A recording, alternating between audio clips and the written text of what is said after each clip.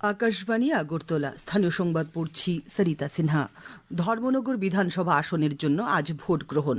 প্রার্থী রয়েছেন ৬ জন। সকাল ৭টা থেকে ভোট গ্রহণের পর্ব শুরু হয়ে গেছে।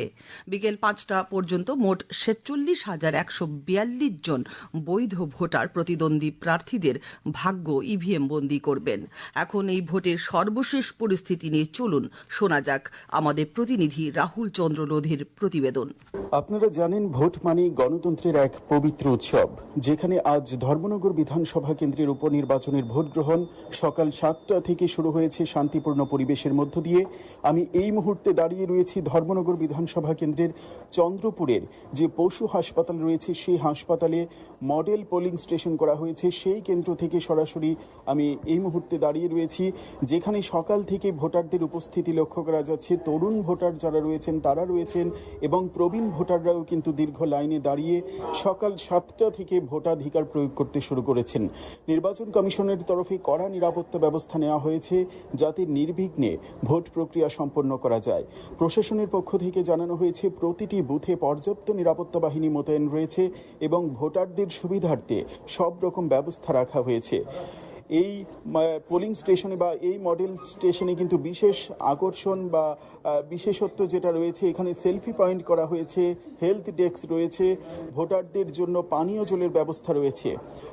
এখানে উল্লেখ করতে হয় যে এবারের এই বিধানসভার ধর্মনগর বিধানসভার যে উপনির্বাচন, সেই উপনির্বাচনে মোট ৫৫টি ভোট গ্রহণ কেন্দ্র রয়েছে। এর মধ্যে 11টি আদর্শ ভোট গ্রহণ কেন্দ্র, 11টি মহিলা পরিচালিত কেন্দ্র, 2টি দিব্যাঙ্গজন পরিচালিত এবং 2টি যুব পরিচালিত ভোট গ্রহণ কেন্দ্র। আর এই উপনির্বাচনে মোট 6 জন প্রার্থী প্রতিদ্বন্দ্বিতা করছেন। অন্যদিকে মোট ভোটারের সংখ্যাটা যদি বলি, ৪৬,১৪২ জন, যার মধ্যে মহিলা ভোটারের সংখ্যা ২৩,৭৫৮ জন। ধন্যবাদ। এডিসি নির্বাচনকে সামনে রেখে আগামীকাল থেকে ১২ এপ্রিল পর্যন্ত টানা ৩ দিন ড্রাই ডে ঘোষণা করেছে পশ্চিম জেলা প্রশাসন। গতকাল পশ্চিম ত্রিপুরার জেলা শাসক ড বিশাল কুমার জানিয়েছেন, ত্রিপুরা এক্সাইজ রুলস ১৯৯০-এর বিধি অনুযায়ী এই সিদ্ধান্ত নেওয়া হয়েছে। নির্বাচনী প্রক্রিয়া নির্বিঘ্ন ও শান্তিপূর্ণ রাখতে এই ৩ দিন ড্রাই ডে হিসেবে কঠোরভাবে পালন করার নির্দেশ দেওয়া হয়েছে।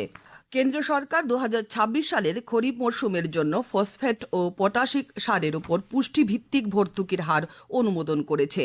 নয়াদিল্লিতে গতকাল তথ্য ও সম্প্রচার মন্ত্রী অশ্বিনী বৈষ্ণব কেন্দ্রীয় মন্ত্রিসভার বৈঠকের পর সংবাদ মাধ্যমকে জানিয়েছেন, ২০২৬ সালের খরিফ মরশুমের জন্য আনুমানিক প্রায় ৪১,৫৩৩ কোটি টাকা বাজেট সংস্থানের প্রয়োজন হবে।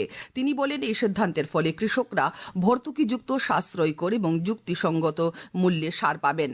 ভারত সরকার প্রহ্লাদপুরা থেকে টরি মোড় পর্যন্ত ৪১ কিলোমিটার দীর্ঘ জয়পুর মেট্রো ফেজ 2 এর অনুমোদনও দিয়েছে। মার্কিন যুক্তরাষ্ট্র ও ইরানের মধ্যে স্বাক্ষরিত যুদ্ধবিরতিকে ভারত স্বাগত জানিয়েছে।